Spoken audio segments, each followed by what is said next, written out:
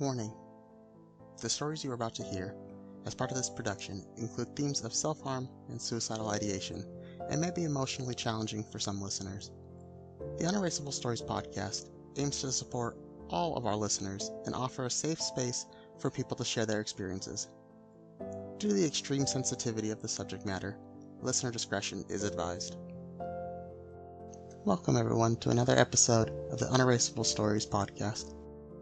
To start off today's episode, we wanted to share some quick statistics and data. Overall, 22% of high school students in a recent survey said that they had seriously considered suicide within the past year, and 18% said that they had made a suicide plan.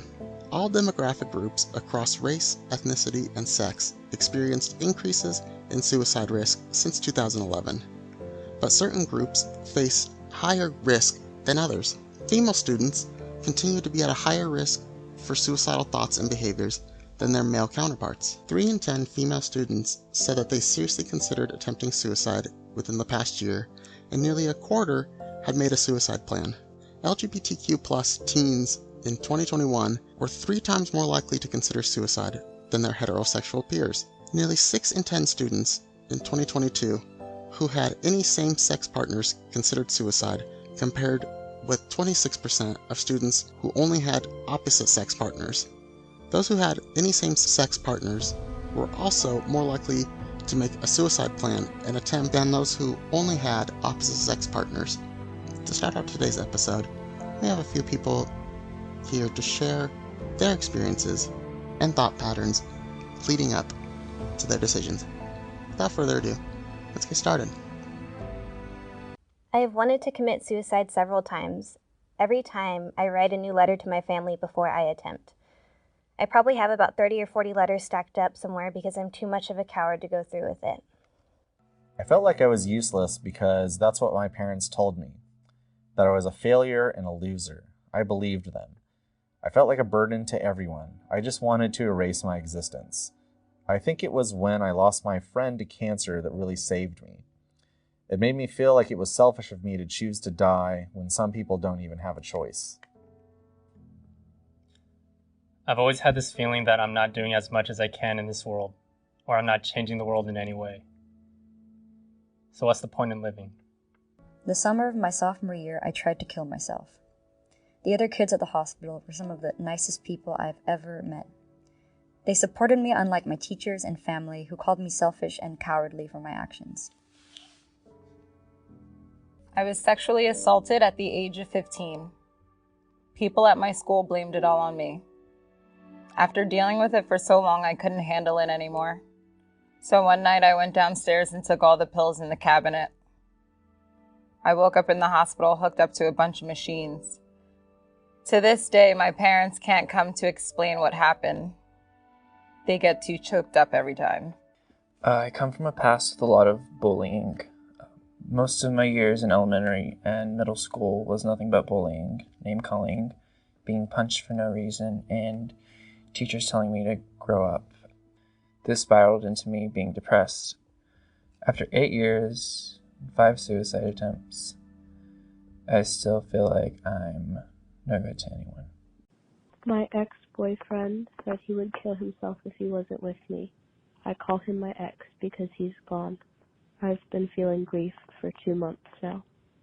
I've lost loved ones, and I've also had friends who have struggled significantly with grief, but I can never tell those friends that I'm often very suicidal. I maintain this sunny disposition to hide what I've been going through, but as they're coping with loss, I'm coping with the effects that losing my own life might have on their life. I sit in the same position as her every single day.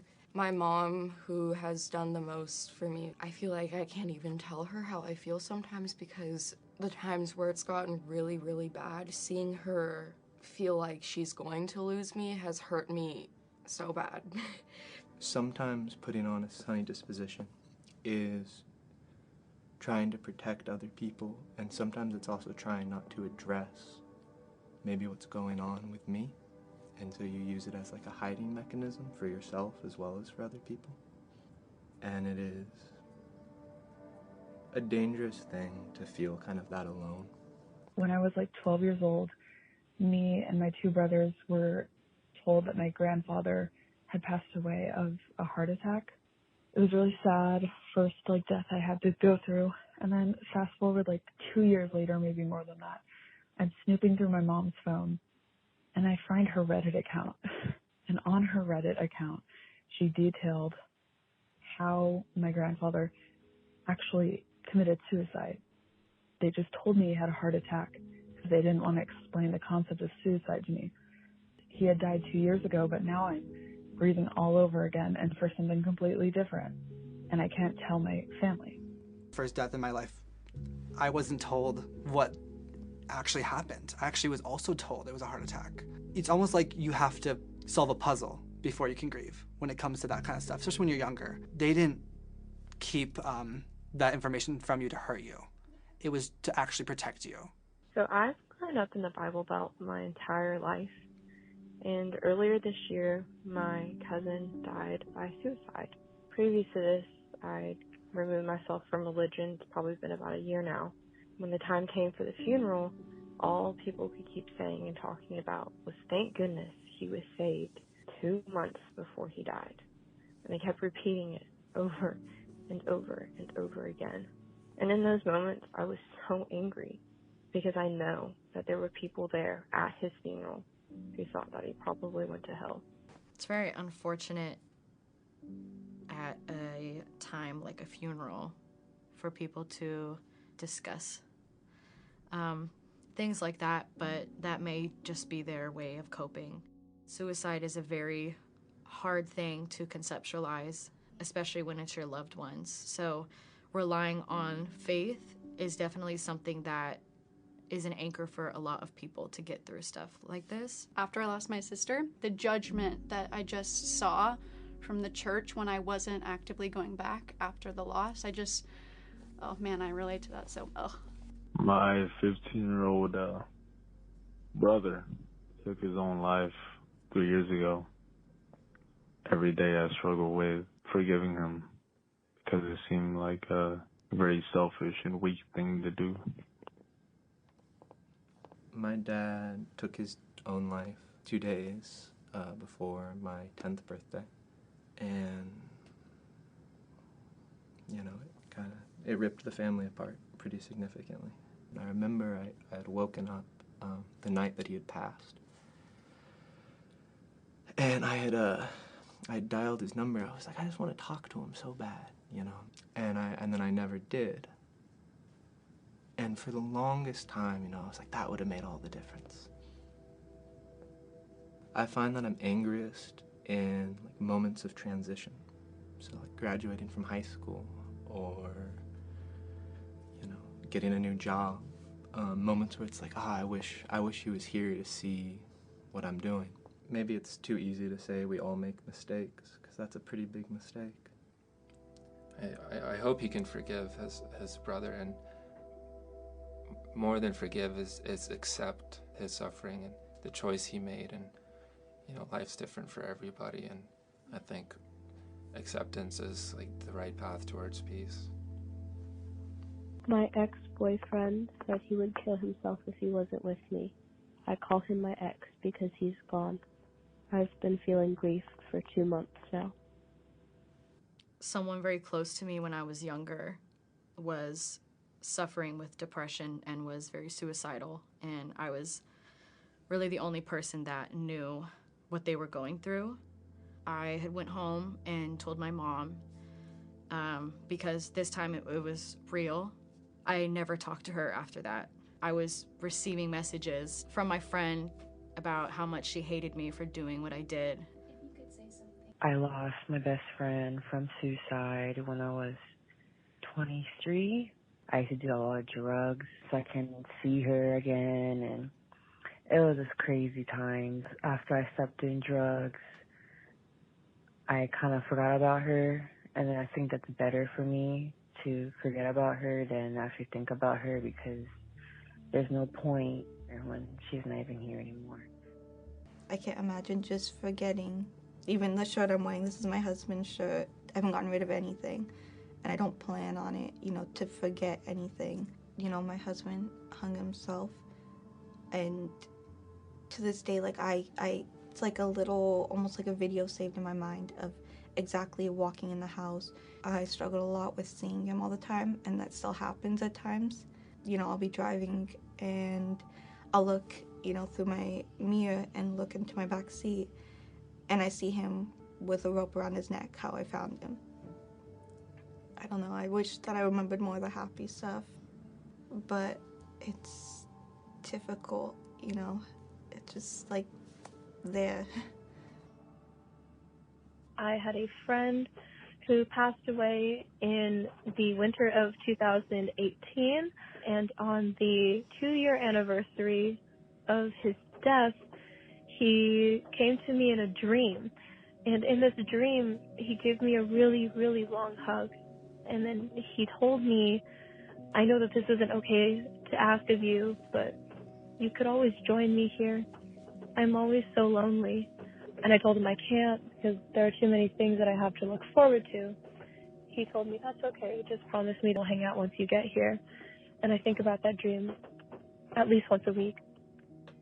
So I actually have so many dreams about my friend. She comes to me at least once a month, but it's the same dream every single time. And I see her and I'm like, oh my God, Maya, where have you been? I miss you so much. And she's like, I've been in school, and she's always in school. I mean, I graduated college almost a year ago. She would have graduated at the same time, but she's still in college in my head. Since she never really graduated, I guess. I hope that dream fades for her, I guess, because I know my husband is happy for me of how far I've come. It's not been an easy one since he passed, but I know that he wouldn't want me to join him just yet. I know my husband is somewhere where his heart is at peace, and I know he's painting somewhere, listening to music, probably Mac DeMarco or Kid Cudi, having probably a taco. It's really easy to say it gets better. We need to say that to each other, I think. But it's really hard to believe or to understand that it does get better. Because people would say that to me all the time, and you want to slap them. I once woke up in a pool of my own blood. I remember being a little upset that I woke up, but I'm so glad I did. So, I'm going to be telling you about another suicide story. About 2 weeks before I was planning my suicide, I was on a road trip with my older sister down in Utah. I was talking to her about a reoccurring dream that I was having where I was getting hit by a bus, and it was so lucid that I could feel everything. I could feel the initial impact and my bones grinding against the pavement. So, I thought that was the way I was going to die. But as I kept pondering why I was having that dream and the thought of death, it all just built up inside me, and I just felt like my existence didn't really matter. 2 weeks after that, I was writing my suicide note to all of my friends, family, and anyone else that it applied to. I wrote it on my phone, set it on my dresser so that it wouldn't time out. And I snuck out of my one-story bedroom window and ran to this familiar place where I wanted to jump off. That place just so happens to be the eight-story parking garage on Front and 9th Street. At the time, I lived on Owyhee Street, where I could just run down to Rose Hill, turn right, run down to Vista, turn left, and then go all the way down Capitol until I found Front and 9th Street. The cops were already there, but not for me. It didn't apply to me. It was irrelevant to me. I was there for one reason, and that was to end my life. I took the elevator up to the 8th story, got up on the ledge and looked down. I stood there for a while, observing everything, knowing that was my last time on Earth. All of the bright lights, the sirens going down beneath me, Zion's Bank right in my view. Table rocks across, glowing brighter than ever. I get down to think, walk around a little bit, and I look over the railing. Right before I'm about to throw myself off, I see someone walking on the third story. Doesn't really matter to me because, as I've said before, I was there for one reason and one reason only, and that was to fly. So, there I am. I look up, take everything in one last time, and before I feel myself falling, I look down to see that girl on the third story falling before me. I see her hit the ground, and I freeze. For those of you that took this Strengths Finder test, my big strength is empathy. So I was able to put myself in her shoes without ever leaving that 8th story. I was able to die without losing my pulse. So as I sat there, mortified, trying to process everything that just happened, watching the police rush to the scene, put her on a stretcher, put her in the back of an ambulance, I think to myself, what the hell am I doing up here? I'm 16 years old and trying to end my life. I recognize a light behind me. It's this patrol officer who starts speaking to me, and he says, "You should back up. You could get hurt, you know." Still trying to process everything that's going on around me. I look down and say, "I know." So I back up from the ledge, and I break down. Just start crying hysterically. I take the elevator back down, and I sit on the curb. The police call my parents down, and my sister. And while I'm waiting there on the curb, my mom gets there, and she doesn't say anything. She just starts crying on my shoulder. I can imagine why. I'm sure you guys would be too if you just figured out your son, who you thought there was nothing wrong with, tried to jump off of an 8-story garage building. They took me back to the house, where they talked to me about getting me into Intermountain Hospital. But as far as I thought I knew, Intermountain was for crazy people. And standing on top of an 8-story building, trying to kill myself, was not crazy in any way. After about an hour and a half, they finally convinced me to check into Intermountain Hospital, where I spent 10 long, timeless days. No clocks, off schedule. I met very close acquaintances in there, who I still keep in touch with to this day, because their stories touched mine the way that I'm sure mine has touched yours. But while I was in there, I had a lot of time to think. I thought about what I was doing up on that 8-story garage building, why I was there.